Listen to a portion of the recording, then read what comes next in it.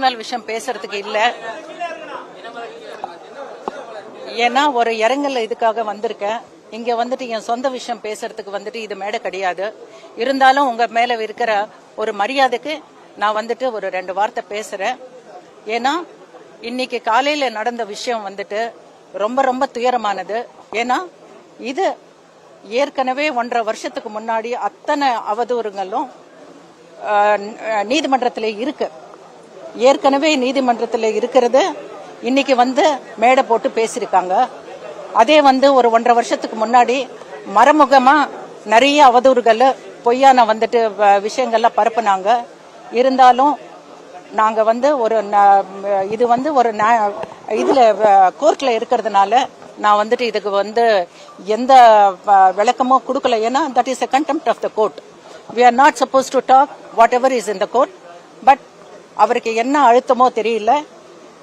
இன்னைக்கு ரொம்ப எமோஷனலா ரொம்ப இதா பேசியிருக்காரு. ஏன்னா ஏற்கனவே நடந்துதானே இன்னைக்கு மேடை போட்டு பேசியிருக்காங்க. நான் அழமாட்டேன், எமோஷனல் ஆக மாட்டேன். ஏன்னா நான் எந்த தப்பும் பண்ணல. அத்தனை விளக்குகளுக்கும் நாங்க பதில் கொடுப்போம்.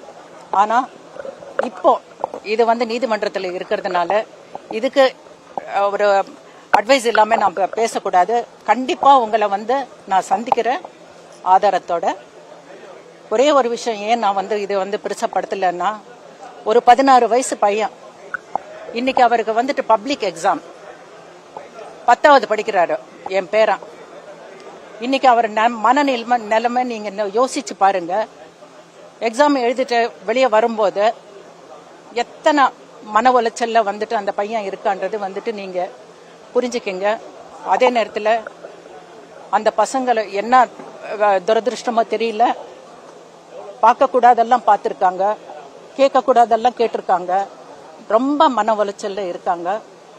இதுக்கு மேல மன உளைச்சல் கொடுக்கறதுக்கு நான் ஒரு பொறுப்பானவள். அந்த என்னோட கடமை அந்த பசங்களுக்கு மன உளைச்சல் கொடுக்க கூடாதுன்றதுதான். கண்டிப்பா அத்தனை பொய்யான அவதூறுகளுக்கும் சம்பந்தப்பட்ட அவங்க கண்டிப்பா உங்களுக்கு பதில் சொல்லுவாங்க.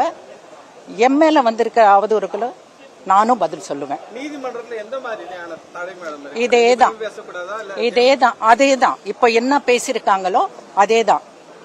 வேற எந்த புதுசும் ஒண்ணுமே இல்ல. இன்னைக்கு எந்த மன அழுத்தம்னு எனக்கு தெரியல.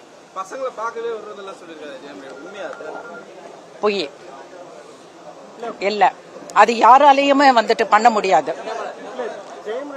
அவங்களுக்கான திருமணமே பிளாக்மெயில் பண்ணி தான் கல்யாணம் பண்ணாங்கன்னு ஒரு மிகப்பெரிய ஒரு குற்றச்சாட்டை வச்சிருக்காரு.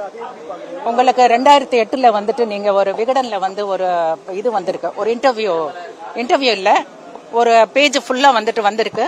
கண்டிப்பா நான் அது எப்படி தேடி கண்டுபிடிச்சு எடுப்பேன். அதுல யாரு பிளாக்மெயில் பண்ணி யாரு கையை அறுத்துக்கிட்டு கல்யாணம் கேட்டாங்கன்றது 2008லயே வந்திருக்கு.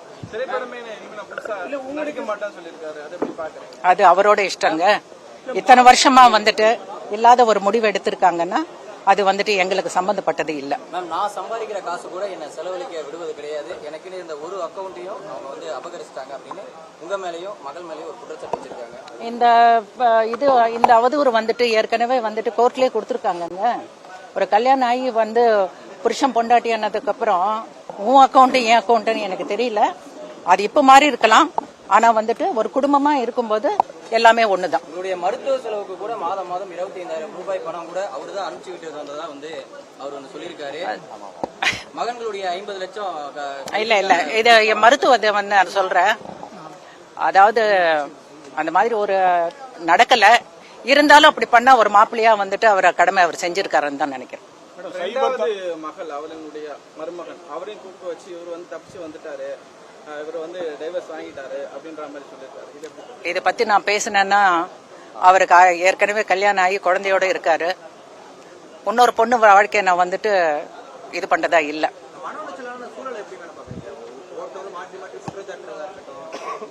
இது வரைக்கும் நீங்க பாத்திருக்கீங்க சார். நான் நாங்க ஒரு 2 வருஷமா எதுவுமே பேசினதே இல்லை. உங்களுக்கே தெரியும். மேடம் 25 பேர் சைபர் தாக்குதல் பண்ணாங்க, அதனாலதான் என் ஃபேமிலியில பிரச்சனை, அதனாலதான் டெனிஸா போயிட்டாங்க மாதிரி சொல்லிருக்காங்க. அது சம்பந்தம் இல்லாதனாலதான் இப்ப அதுக்கு நாங்க சைபர் கிரைம்ல கொடுக்க போறோம். ஏன்னா அப்படியே இது வந்து பலான ஆள் கொடுக்கலன்னா அது யாரு கொடுத்தாங்கன்றது நாங்க கண்டுபிடிப்போம். 3 எழுத்து நடிகை அப்படின்ற மாதிரி யாராவது சொல்லியிருக்காங்க. இல்ல மகன்களுக்காக தான் நான் உயிரோடயே இருக்கேன், ஆனா அந்த அப்படிப்பட்ட மகன்களே எல்லா பேரண்ட்ஸும் அதுக்காக தான் இருக்காங்க. நானும் என் பிள்ளைங்க பொண்ணுங்களுக்காக தான் நான் இருக்கேன்.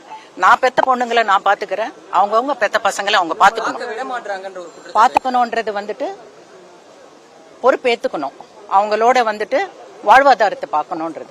கடைசியா ஜெயந்த் அவங்களோட பசங்களை எப்ப பார்த்தாங்க? இந்த 2 வருஷத்துல வந்து 2 வாட்டி பார்த்திருக்காங்க. நான் உயிருக்கு கூட உத்தரவாதம் கிடையாது, நான் வந்து என்னனாலும் இது பண்ணிடுவேன், ஆனா போக முன்னால நான் வந்து நிறைய விஷயத்த சொல்லிட்டு போக மாதிரி நீங்க ரொம்ப இதா சொல்லிருக்காங்க சார். 2 வருஷத்துக்கு முன்னாடி வரைக்கும் எந்த பொறுப்பு இருந்தாலும் நாங்க ஏத்துக்கலாம். 2 வருஷத்துக்கு இந்த ஆல்மோஸ்ட் 2 இயர்ஸ் ஆகுது. இப்போ அவர் என்ன முடிவு எடுத்திருக்காரோ என்னன்றதோ வந்துட்டு அவரோட பர்சனல்ல இருந்தாலும் இன்னைக்கு கூட அவர் மேல மரியாதை வச்சிருக்கோம்.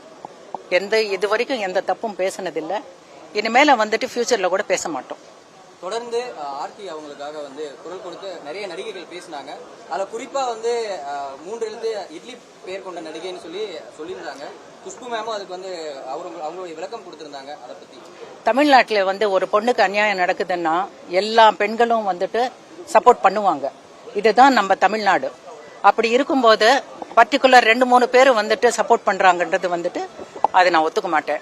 அவங்க நீங்க அக்கௌண்ட்ல போய் பாத்தீங்கன்னா மில்லியன்ஸ் ஆஃப் பீப்புள் இருக்காங்க, அத்தனை பேரும் அவங்களுக்கு சப்போர்ட் பண்றாங்க. இதை நான் ஏன் இதுக்கு மேல பேச மாட்டேன்னா, தயவு செய்து இது வந்து கண்டெம்ட் ஆஃப் த கோர்ட். எங்களுக்கு வந்து சட்டத்து மேல நம்பிக்கை இருக்கு. கண்டிப்பா சட்டம் தன் கடமை செய்யும். நாங்க வந்துட்டு உங்களுக்கு இத்தனை அலிகேஷன்ஸ்க்கு நாங்க வந்து நேர்ல வந்து பதில் சொல்லுவோம். கொஞ்சம் அவகாசம் கொடுங்க. ஸோ ஆர்த்தி ரவியோட அம்மா அவங்களோட இன்டர்வியூ கொடுத்து முடிச்சிட்டாங்க. ஸோ இந்த இன்டர்வியூவில் மெஜாரிட்டி ஆஃப் த கேள்விக்கு அவங்க என்ன பதில் சொல்லியிருந்தாங்கன்னு பார்த்தீங்கன்னா, கண்டென்ட் ஆஃப் த கோர்ட், நான் கோர்ட்டுக்கு அகேன்ஸ்டாக பேச மாட்டேன்னு சொல்லிட்டு எந்த கேள்விக்குமே அவங்க பதிலும் சொல்ல. அண்ட் அது மட்டும் இல்லாமல் இன்னொன்று என்ன மாற்றி பேசியிருந்தாங்கன்னா, ஜெயம் ரவி வந்து அவரோட பையங்களை பார்க்கவே உள்ளன்னு சொல்லிட்டு குற்றச்சாட்டு வச்சிருப்பாரு. அதுக்கு ஃபஸ்ட்டு பொய்ன்னு சொல்லியிருப்பாங்க. அதுக்கப்புறம் எத்தனை தடவை மீட் பண்ணான்னு கேட்டதுக்கு என்ன சொல்லியிருப்பாங்கன்னு பார்த்தீங்கன்னா, 2 வருஷத்தில் 2 தடவை தான் மீட் பண்ணியிருக்கதா சொல்லியிருக்காங்க. அப்போ ஜெயம் ரவி சொல்கிறது உண்மைன்ற மாதிரி தான் கேள்வி வருது. ஸோ ஜெயம் ரவி சொன்ன மாதிரி பாடி கார்டை யூஸ் பண்ணி பையனை பார்க்க விடாம பண்றாங்க, ஃபோன் கால்ஸை கட் பண்றாங்க, அப்பெல்லாம் அதெல்லாம் உண்மையான்ற மாதிரி தான் பார்த்தீங்கன்னா மறுபடியும் தோணுது.